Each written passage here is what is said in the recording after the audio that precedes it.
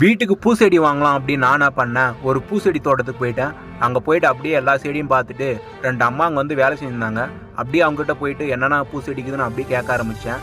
அதுக்கப்புறம் அவங்க சாப்பிட்டீங்களா இல்லையா நான் கேட்டதுக்கு, நான் இன்னும் சாப்பிட்லப்பா அப்படின்னு அவங்க சொன்னாங்க.